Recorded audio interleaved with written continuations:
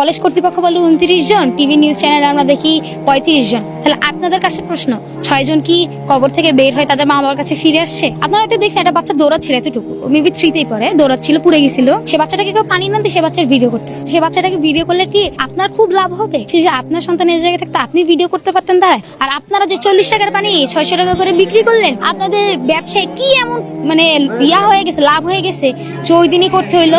তাদেরকে বলেন যারা আহত নিহত হয়েছে, যারা মারা গেছে তাদেরকে 10 কোটি টাকা করে দিয়েছে, আর যারা পুড়ে গেছে তাদেরকে 1 কোটি টাকা করে দিয়েছে। তাদের বাচ্চাকে এখানে পুড়ে তারপরে যাইতে বলুন, ওখানে এমনি টাকা দিয়ে দিবে, সরকার টাকা দিয়ে দিবে। আপনারা এটা কাজ করেন।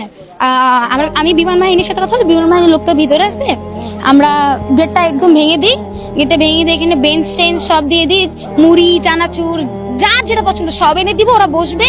বিমান বাহিনী বলবো আরেকটা প্লেন ক্র্যাশ করেন, ভিতরে আমরা শিক্ষার্থী রাখতেছি, আপনারা এবার দেখেন ছোট বাচ্চাদেরকে নিয়ে কেমন লাগে।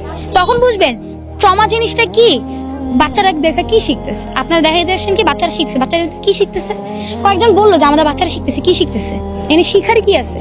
জামাত শিবির বিএনপির লোকজন এখানে আইসা, আর ভাই এখন কি এখানে হাত দেখানোর সময় আছে? তুমি কি দেখাইতেছো যে হ্যাঁ আমি শোক জানাইতেছি? এখানে তো এগুলো দেখানোর সময় না। আপনারা সাইড দেন, আপনারা সরা আগে বাচ্চাগুলোকে বাঁচান, তারপর আপনার পরিদর্শন করতে আসেন। কিন্তু ওই দিনই কেন পরিদর্শন করতে হবে? আর এখন কি যে পরিদর্শন? এখানে এখানে কি পার্ক খুলে রাখছেন আপনারা? আমরা কি পার্ক খুলে রাখছি? আমরা স্টুডেন্ট, আমরা কলেজ কর্তৃপক্ষ, আমরা এখন পার্ক খুলে রাখিনি যে আপনারা সেভাবে এখানে দেখবেন। যদি শিক্ষা উপদেষ্টা পদত্যাগ না করে। ওয়ালটন এখন দেশের সীমানা পেরিয়ে পৌঁছে গিয়েছে 50টিরও বেশি দেশে। ওয়ালটন ঘরে ঘরে বিশ্বজুড়ে। যদি কেউ পদত্যাগ না করে তাহলে টাকা জমা শেখ হাসিনাকে বাংলাদেশে, শেখ হাসিনাকে বাংলাদেশ আনবো। শেখ হাসিনা যখন ছিল তখন খুব ভালো ছিল, খুব শান্তিতে ছিলেন। আজকে যে আমি এখানে তারা সত্যি কথা বলতে পারতেছি, এটা কার জন্য জানেন? আমি বলবো ইউনূস স্যারের জন্য। আজকে শেখ হাসিনা থাকলে আমার মুখ থেকে সত্যি কথা বাইরে হলো, দেখতে একটু আমার বুকে গুলি।